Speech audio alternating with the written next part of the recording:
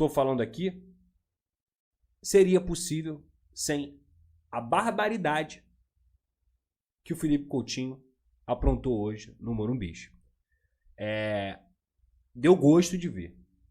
Assim, eu sou um cara que tenho paciência demais com o Coutinho, porque é por jogos como esse que a gente espera que ele jogue. É por jogos do nível que ele atuou hoje que a gente sempre tem um pouco mais de paciência com o Coutinho. Quem não consegue enxergar o talento e a qualidade dele é porque não está conseguindo assistir o Vasco. Eu acho que o Coutinho, nessa passagem do Vasco, ele tá deitando e rolando, ele tá comendo a bola. Não. Mas uma pessoa que acompanha o Vasco com certa frequência, ela sabe que a temporada do Felipe Coutinho é boa. Ela não é ótima, ela não é extraordinária, como foi o jogo dele hoje, mas ela é boa, ela é participativa, ela é respeitosa, ela é profissional. Felipe Coutinho tem tido menos lesões. Felipe Coutinho respeita muito o Vasco, abriu mão de muita coisa para estar no Vasco. Hoje falou novamente que espera que as coisas se resolvam de forma positiva nessa semana. E obviamente porque ele quer continuar.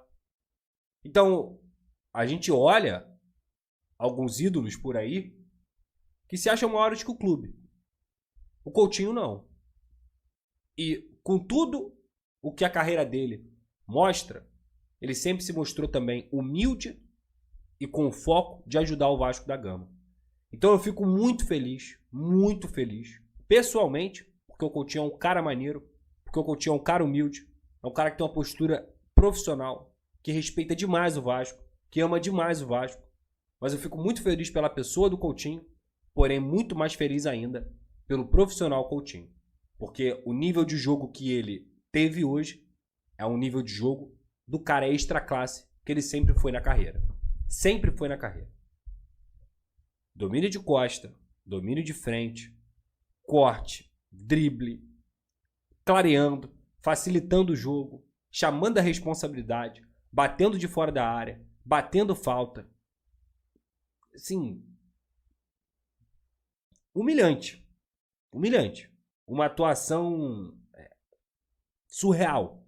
Surreal pra mim, mesmo, repito, sem ele ter participado de gol, sem ele ter colocado lá o nomezinho dele na súmula, meu camarada, o que esse cara fez hoje é pra lembrar, pegar esse mês aí, lembrar de tudo que ele fez, porque ele jogou muito, muito, e ele foi peça crucial em toda a engrenagem que a gente conseguiu elogiar aqui do Fernando Diniz.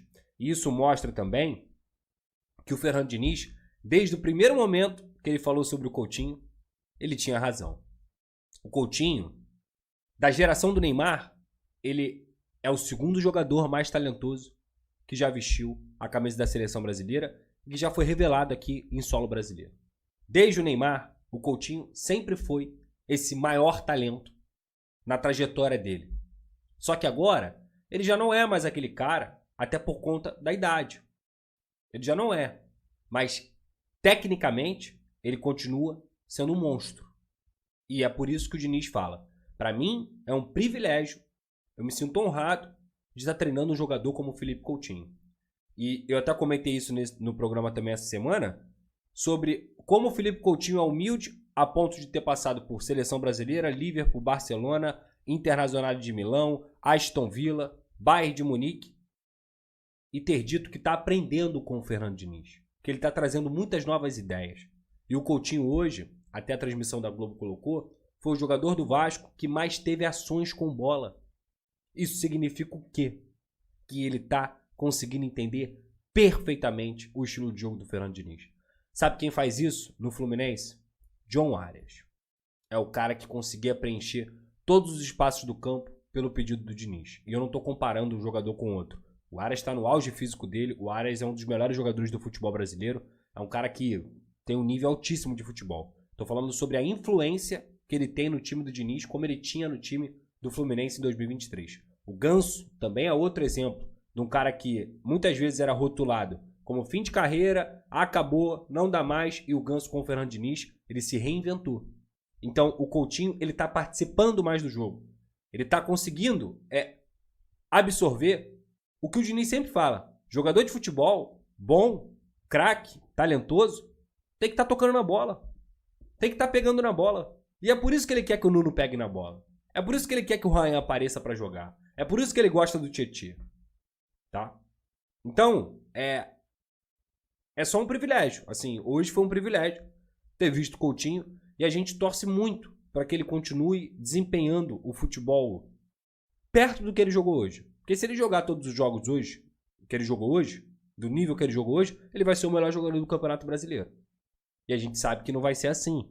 Que é altos e baixos, que tem muito a ver com intensidade, parte física. Mas se ele jogar 70%, 80% do que ele jogou hoje, tá ótimo.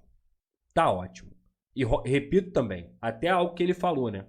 O próprio Felipe Coutinho na saída de campo falou. Ele mudou nosso ritmo, ele mudou nossa intensidade.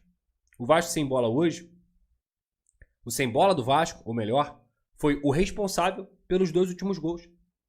Quando o Ryan constrói como o Diniz, mas mesmo perdendo a bola, ele também tenta destruir como o Diniz, porque ele dá o passe, o Verratti até é puxado ali, mas a bola sobra para a zaga do São Paulo e o Ryan vai lá pressionar, significa que ele está aprendendo os conceitos do Diniz. Que é o perde-pressiona, rápido, intenso. O tempo inteiro o Diniz enchendo o saco dele. E ele foi lá e conseguiu roubar a bola do zagueiro do São Paulo. E naquele momento ele dá o chute, o Nuno pega o rebote, 2-0. Quando o Vasco já era bem melhor do que o São Paulo no jogo. O terceiro gol é a mesma coisa, perde-pressiona. O Vasco constrói, faz a boa jogada, chega no terço final, perde a bola, depois recupera, e aí o Paulo Henrique, que faz uma jogadaça, jogada absurda pro Verratti, consegue driblar, cruza rasteiro, e o Verratti pega de primeira, fazendo o terceiro gol do Vasco. Então, são muitos conceitos legais, que a gente já citou aqui, mas que é legal da gente pontuar, da gente observar, de um Vasco que há muito tempo, não é tão bem treinado assim.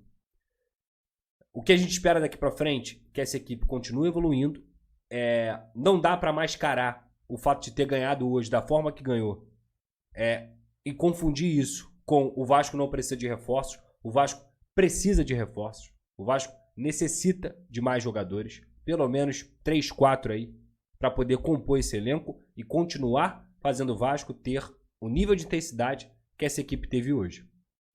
Porque não vai ser sempre que o Vasco vai ter 10 dias para poder descansar. Não vai ser sempre que vai estar todo mundo bem fisicamente como o time esteve hoje. Então, trazer reforços é essencial para o Vasco.